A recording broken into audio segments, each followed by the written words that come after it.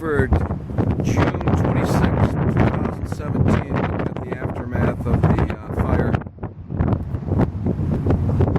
Looks like this wall here is about the only wall that's intact as far as the top floor. The other part's already been demolished.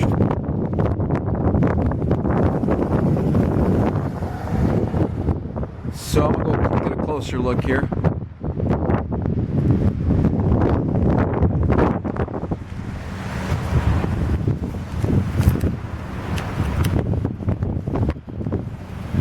This is the south side of the building.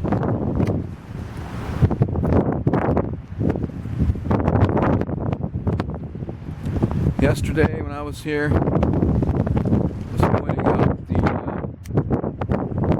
federal building, which is right there, new federal building. I'm hoping that they're not just a bunch of cover-up artists like it's been around here, but it may not be the case. It might be business as usual. I'm hoping that Trump will appoint a U.S. attorney here that's honest. Not sure if we've ever had one here that was that way. So, yesterday I was over there on that bridge, footbridge over there. So, here we are. Take a look. We're looking north, standing on South Main. And last night on the news we saw that by sheer luck, they were able to get a wrecking ball over there a couple hours after they got the fire out. So these people in Rockford are really, really good. You know, they get her done. They get the job done. Almost like they know this. They know the future. That's good. People like that, you know, that's the kind of people you want in charge. People that can predict the future. So, there it is. I guess Sam Perello owns J Bear's place. Stephanie Caltagirone owns Magpie. There's some. I saw Stephanie Caltagirone being interviewed last night. I saw Sam Perello being interviewed last night on the TV news. So that's what's left of the building.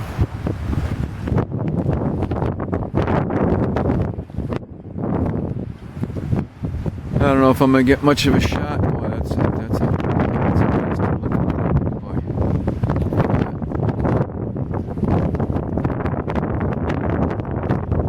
I don't know if I can go around and get much of a better shot.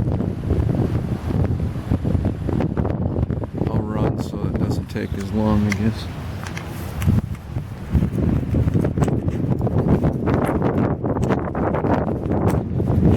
So yeah, once again we're at the corner of Wyman, Chestnut.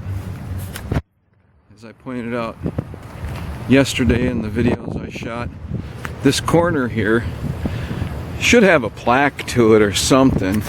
It's one thing that bothers me about this town is we don't like to celebrate any history. If there is history, it gets covered up. If it's interesting. But right in that corner is where the first Egyptologist in America, named James Henry Breasted, his father had a hardware store here in the late 1800s, and James Henry Breasted went on to found the Oriental Institute in Chicago. He invented the term the Fertile Crescent between the Tigris and Euphrates and ancient Sumeria in today's Iraq. He discovered, I should say, he identified King Tut's tomb after Lord Carnarvon and Howard Carter discovered it.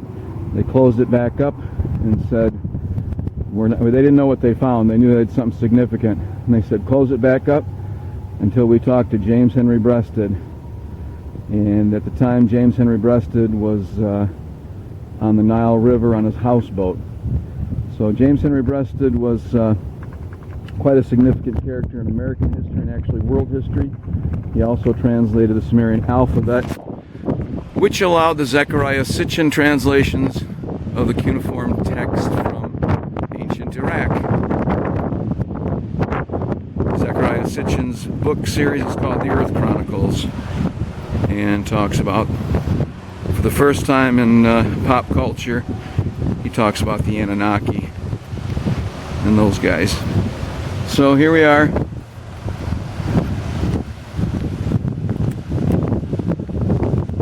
Like I say, last night I saw they had a wrecking ball here already, knocked out those top floors.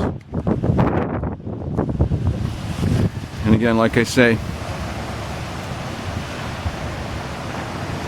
it's like he was all ready to go. Yeah, I'm sure there's still stuff burning in there. So, alright, well, that's what it looks like today. Like I say, we're in downtown Rockford, Illinois. It's June 26, 2017. We're in front of the Brown Building, which is home to BMO Bank, which is namesake of the Metro Center across the street where the Ice Hogs play.